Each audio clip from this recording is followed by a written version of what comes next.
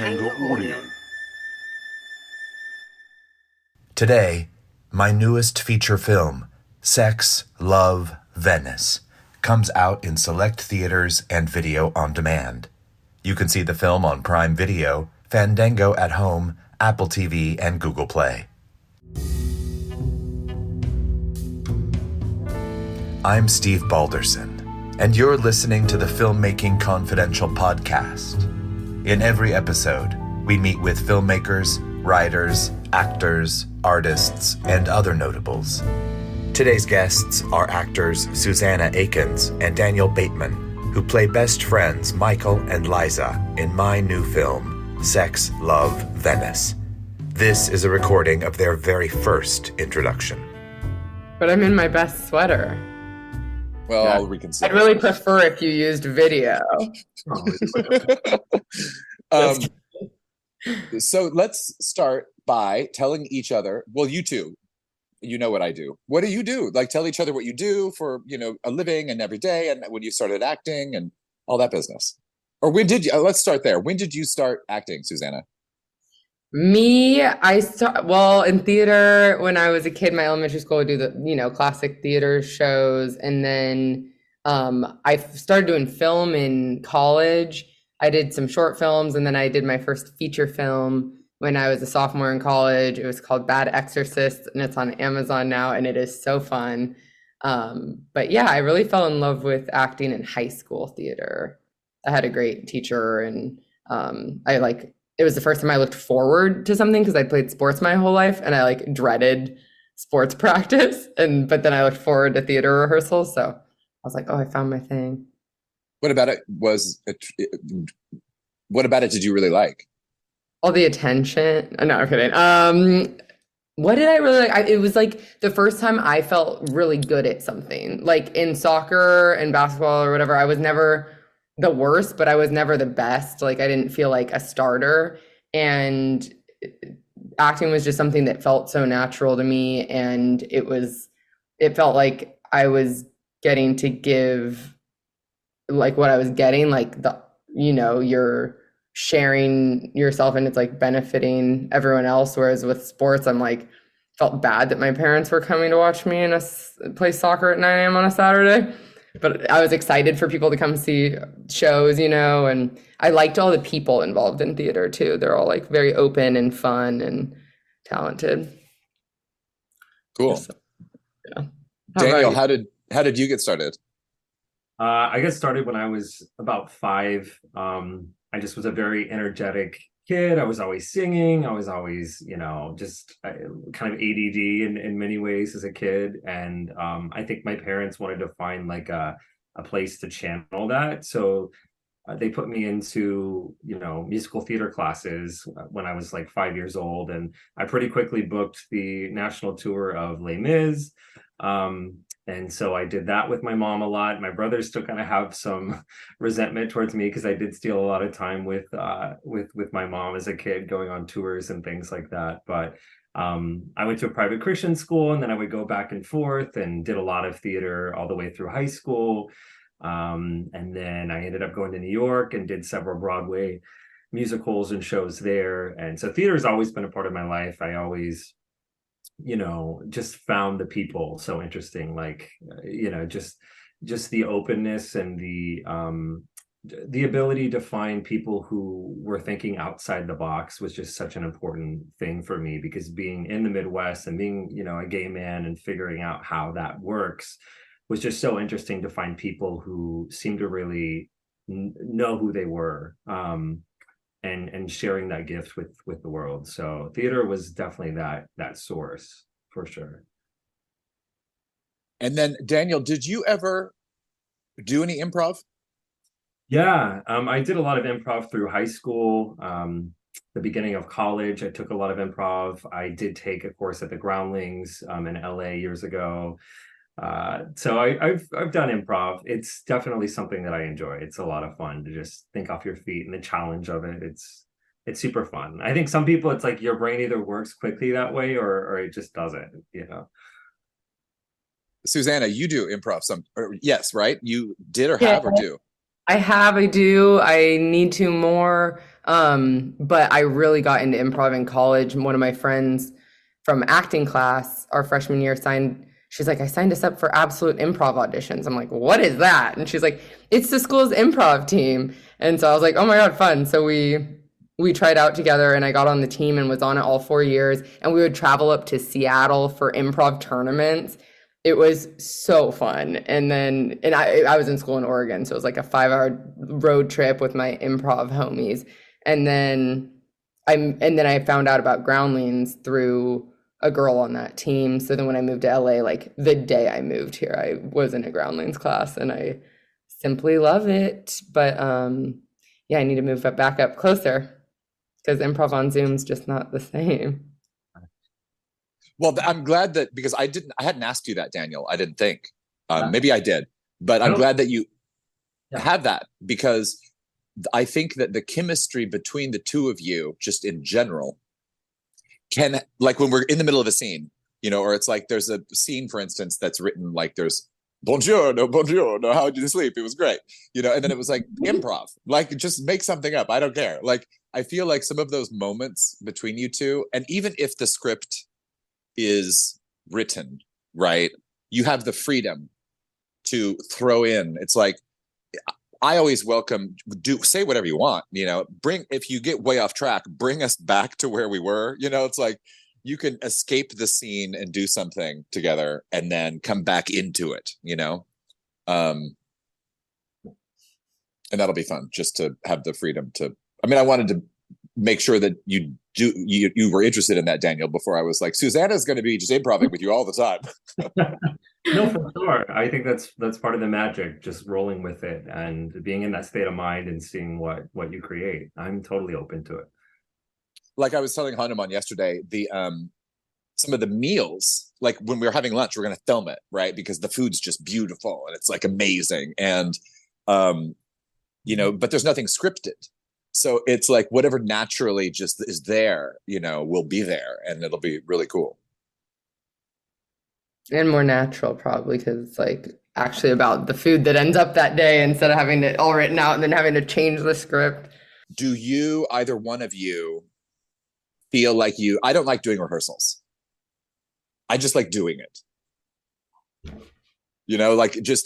If it depends on the person. If the actor says, oh, it's really important for me to do this, and then I'm like, fine, great, good, but just, I always say don't overdo it, because I like to film, because the magic on the first take, is going to be something you can't quite, sometimes you can get it back, but there's always something in the first take that is special, and in the past, when I have not filmed the rehearsal, the first take or something, I'm just like, and then it's just never as good.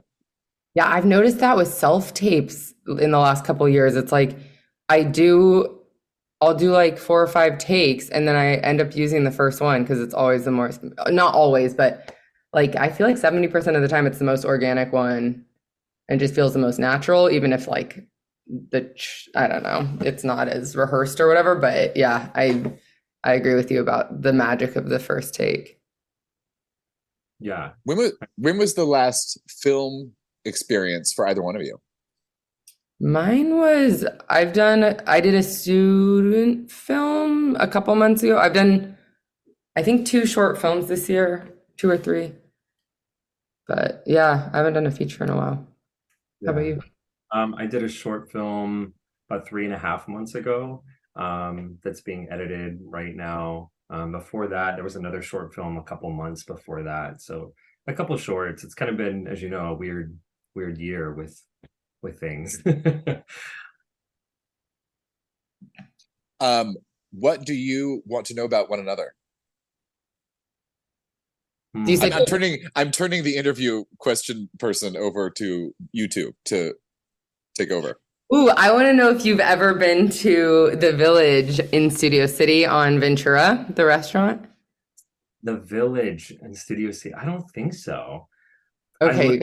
I live right by Aroma Cafe, like Tahunga Village. So yes, it's right there. It's like Laurel Canyon and Ventura where they meet, and then it's called Laurel Grove. It's like right next to Granville and the old Barnes and Noble that looks like a theater. Right. Good restaurant. I'm definitely gonna go. Why? Is there something magical there? Yes. Well, I was a bartender and a waitress there for 5 years. So, and I just love it. It's a great place. Good food. Yeah. Good energy. It's really cute. And they have a good happy hour. Right. Well, maybe I'll go there tonight. You never know. Have a little happy Should hour. Go at should 5. should the fork go to review it? Yes. The fork should go to review it. Yes, please. Do you know Steve's foodie Instagram, Daniel? Oh, I know. I know. Oh, I know. Good, good. I confessed this to everybody the other day. Oh, So cool. I think it's amazing. it's so good. I love it. You said you have 2 brothers? I have 2 brothers. I am the middle one. So yeah, there's 3 boys. I know a lot of people say Small the middle- child. usually What? a lot of people say the middle one's like the one who like doesn't get as much attention. For me, I was like the center of attention. I was definitely the favorite. And I can say that, but it's true because I was the one who would do things with like my mom that my brothers just wouldn't do. My brothers are kind of very stereotypically, straight guys. Just And from what's theater, what's music, what's just not really understanding that. And so I was kind of the mediator of everyone. What about you? How many siblings? I have 2 as well, and I'm also the middle, but definitely not the favorite. Oh my God, how do you know that? Oh, because my brother's like notoriously the favorite. It's my sister, me, and then my brother, and he was like the baby boy, the golden one. I think it was like, oh, at last the boy has come along. And it's like he can do no wrong, like can't get in trouble. Like he asked me to pierce his ears when he was 12, and so I did, and I was the one that got grounded. Oop, Like that kind of thing. I see. Brutal, brutal, brutal. And you said Oregon? Is that what you said? Well, I went to school in Oregon, but I'm from Sacramento, and I was actually born in Missouri, in St. Louis. Nice. And I have cousins in Kansas City, so I've been there for both their weddings and then, or no, I guess one of their weddings. Yeah, no, both their weddings. And also I dated a guy from there for a year, so I went for Christmas, and there was a white Christmas. It was really pretty. Nice. And the city's really cute. Yeah, are you single now? Are you seeing somebody? Question, no, I'm seeing someone. I've been seeing him since February, and he's a really big sweetheart. And he's actually going to meet me in Italy when we're done filming and travel around for a few days. Do you know what you're gonna do? I think we're obviously gonna spend a night in Venice because so romantic. And then we're thinking Verona and kind of work our way around that way, like maybe Milan and then Pisa and Lake Como and then Florence, Rome. Because we have like 10 days. So probably 2 or 3 days. Yeah. What about you, Daniel? Love life? I am single. Yeah, I've been single for I think a little over a year. And it's actually been very healing, very refreshing in a good way. So for me, I love to date, but I've realized that like right now at this point in my life, I just feel like I have more control over my life with everything I'm doing as like a single person. It's hard because like just like in the script, with Michael, I do sort of struggle with that, like wanting something deeper, but then I have these hookups and these other moments that are like fun. But I am still that guy from, the Midwest deep down who grew up wanting, that fairy tale, I guess, in many ways. Yeah. And as I've gotten older, I've just realized that maybe that fairy tale is it just looks different. You know what I mean? Then it's not that it doesn't exist. It feels like I just look at dating so differently now, and I kind of see it for what it is. And so I'm open to it, but just for right now, I'm kind of enjoying just feeling in control. Yeah, it really simplifies things. I like to say my relationship's ruining my life because at the beginning of this year, I was like planning to move back to Sacramento where I could maybe buy a house one day, unlike LA where it's so expensive, and like be closer to my friends and family and all that. And then I fell in love with this guy in February. Now I'm like, well, I can't leave LA. He like works here full time, so ruining my life. But I know what you mean. Like it's nice to be in control and simplify things. Oliver, if you're listening, I love you. You're worth it. But yeah, it's I can relate to that too. Where did you just go? Me? Yeah. Did you go to Peru? Oh, like literally I thought you meant in my head where'd I go. I'm like, I don't know. Yes, I just went to Peru with my boyfriend and we saw Machu Picchu. Wow. And then we realized that we're probably going to see the Colosseum. I mean, we are going to see the Colosseum if we go to Rome, which we are. So I don't know why I'm saying probably. I'm like so scared that, something will happen that, when Colosseum? No, to Italy, when it's like, or to me, like, it's like, when something's too good to be true, I'm like, I'm not going to believe I'm Italy until I'm in Italy. Sure. So I'm like, if we end up at the Colosseum, we'll have seen 2 7 wonders of the world this year, and I had never seen one. Well, isn't Pisa one?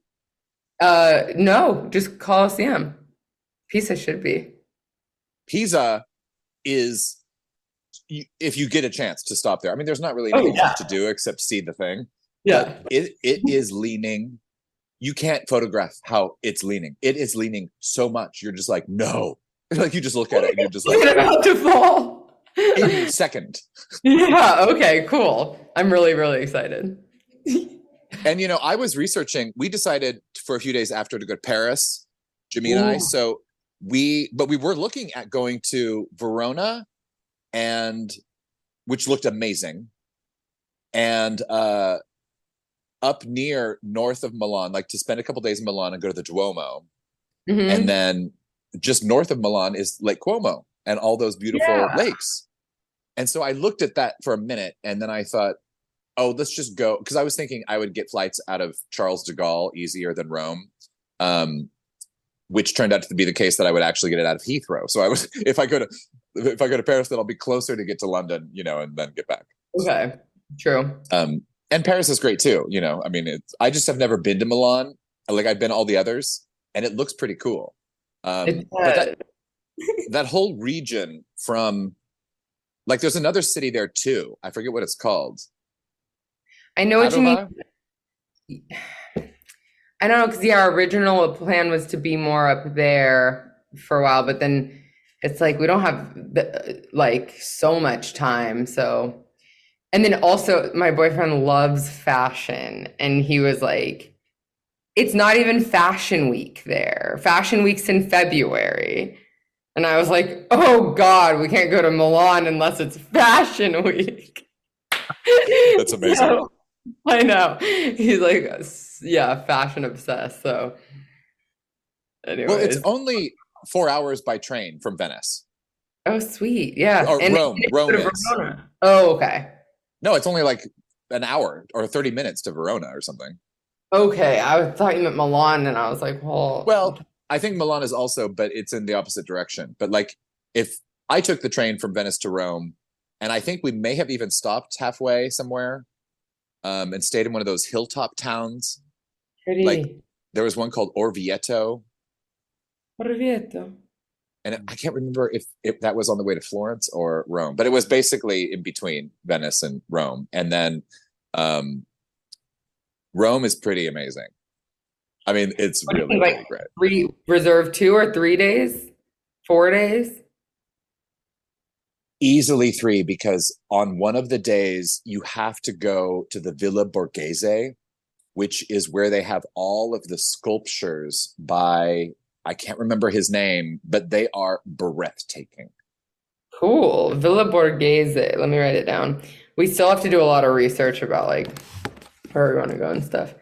Villa Borghese.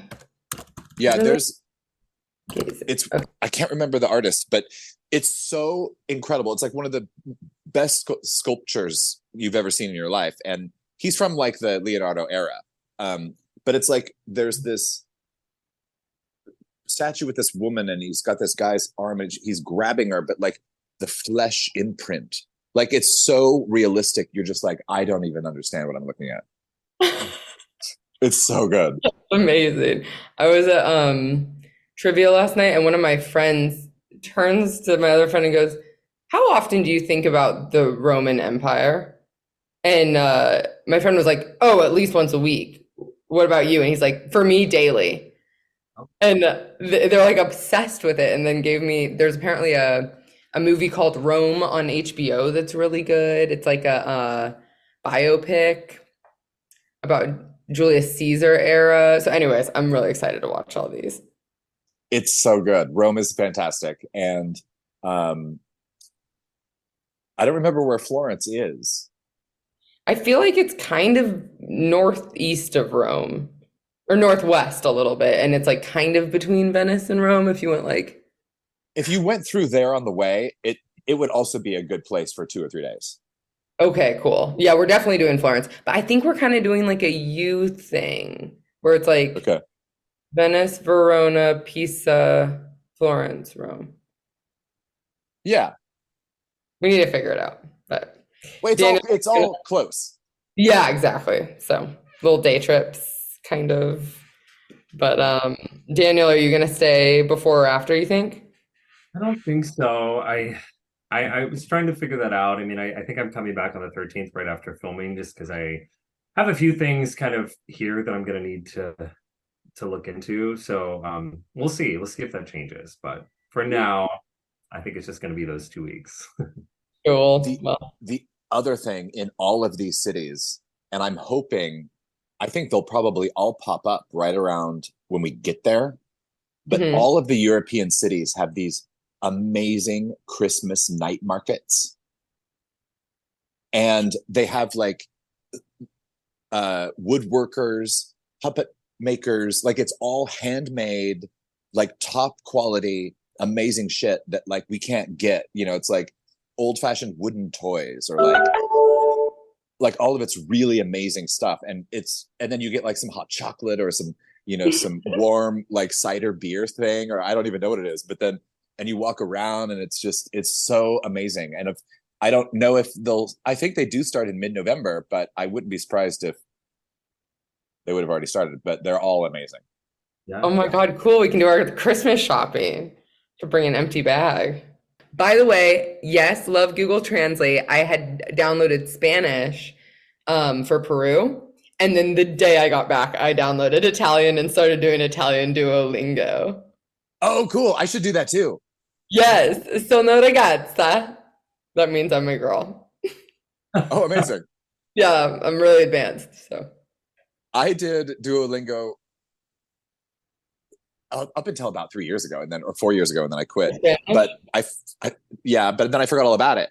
So I need to go back and do Italian now. yes, you must. Dove Italiano? I can say some things. I love it. I know no Italian at all, like nothing. So I am Go just see it. that process right now. Yeah, getting familiar, learning the important things, the passionate words. If you know Spanish or French, it's so easy. It's either almost identical to the Spanish word or the French word. It's crazy. And a lot of them can also speak French and Spanish.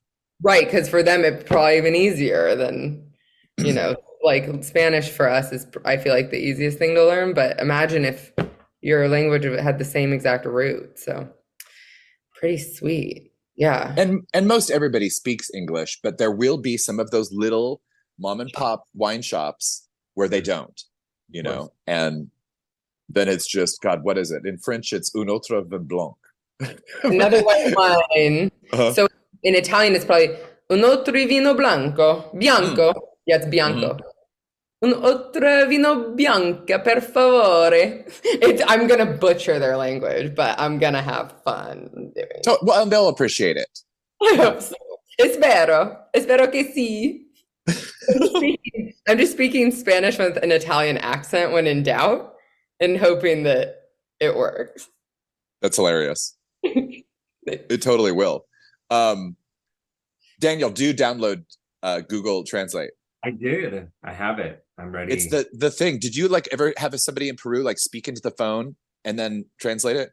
Yes, actually in El Salvador, and it was hilarious. It was It was someone trying to give me I actually saved it, a picture of it, because it was so funny. It was this older man trying to give me directions, but it was in this like tiny El Salvadorian town in the mountains, and his accent was like, I showed it to someone, the recording, and they were like, oh my God, even for an El Salvadorian, like I can't understand him. And so Google picks it up and it's like, okay, listen here, lady. I don't know where you think you're going, but what you need to do is, and it's like super bossy and hilarious. I don't know if it's just Google Translate's rendition, but my friend and I were dying because listen, lady. That's amazing. Yeah, I'll have to find it. But yeah, I have used it. It works like a charm. Cool. I'm so excited. I tried to do like, I don't remember what it was, but it wasn't that app when I was in Mexico one time, and whatever I was using, it just wasn't working. Yeah, it was terrible. Ew. It was also before AI and all that business. Yeah. Which is exciting. Yeah. What are both of you doing for the rest of your day? I'm working, coding. What about you? And packing a little, probably. What about you guys? I've got a little bit of work over the next like hour after this to catch up on, and then I am reading the script over and over. So trying to block out as much time as I can just to keep reading it. That's kind of my process. I just like to read the entire script from beginning to end, like over and over and over and over. Put the story in your bones. Yeah, like before I dive into like each scene kind of specifically, I just like to keep reading the entire. It just helps with the whole arc, I think, in the brain. Yeah. That's smart. I have it on my calendar. Reread Love Venezia in the sun in the afternoon. So I'm really looking forward to that.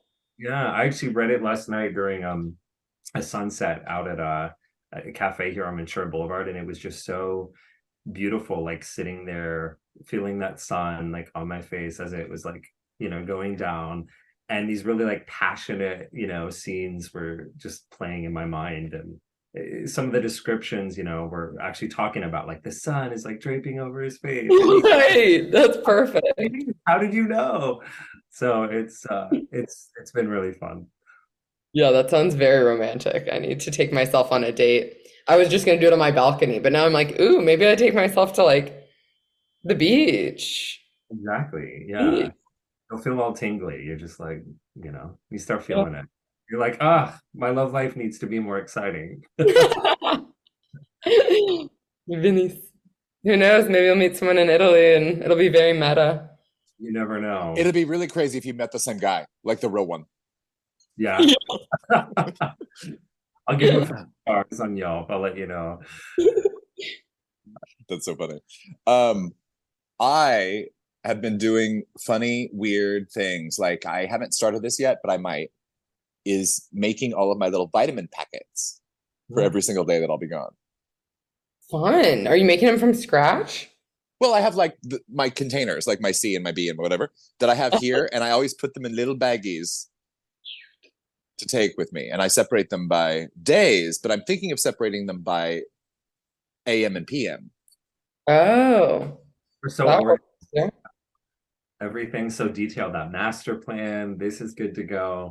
Because you guys, when you get there, it's effortless. I mean, I am so excited for you to experience it because all the decisions have already been made, and I don't remember if I've really gone into it by saying this way, like typically like on a shoot when they do like the call sheet and it's like, it changes every day for the next day, and at the end of the day, they're passing out the ones for the next day, or they're emailing them late at night. You have no idea what time to show up, It's like the master plan doesn't change. Yeah. It's like it might, but if it does, it's by ballpoint pen. It's like, let's just move this over there, or whatever. Or we'll be in the middle of doing something and we're like, okay, we have 2 hours and nothing to do. Shall we bring a scene up and do something from another day? Hey. And it's so nice. It's like, even if something swaps days or whatever, at least we have like some idea of when the scenes are happening or whatever. Like, it is so much better than when they don't tell you anything until like they have it. They have some sort of master plan, but they're just not sharing it. I feel like most productions. So it's nice that you share it. Yeah, because then everybody knows what we're doing at 2:30. Yeah, exactly. Yeah. Most likely eating. Yeah. Because, when you're not like theater, obviously it's in, chronological order, but with film, with everything kind of being all over the place, I find it so helpful to know exactly like, okay, this is where my head is kind of going to be this day. This is where I'm at in the script. This is where I'm at in that process. That totally helps me. I love that. Do you have all your iPhone and pad and computer adapters and things? Like, do you have you were just in Peru, so you probably have something. I have like a little bag that has adapters for different countries. So I think I have the Europe one. Is it the 2-prong one? Like the 2 circles? Yes. Okay. Yeah, I have one of those. Let me look. But yeah, I definitely have this like little bag I've had forever. European adapter. The other items, Daniel, I don't know if I told you this. Call your credit cards to tell them where you'll be. Like your credit card companies. Tell your bank, your ATM, where you're going to be. Make sure your phone has international capabilities. There's that VPN thing that I sent out that I don't know anything about that everybody has but me, where you can get like your secure network on a public Wi-Fi. Okay. I don't know anything about it, but I need to do that. Like iMessage, I know works like internationally anywhere, but I'm like, I know a lot of people do WhatsApp and these other things. I'm, being international is sort of a new thing for me, so I'm learning. Where have you gone outside of the United States? Only Puerto Vallarta, Mexico.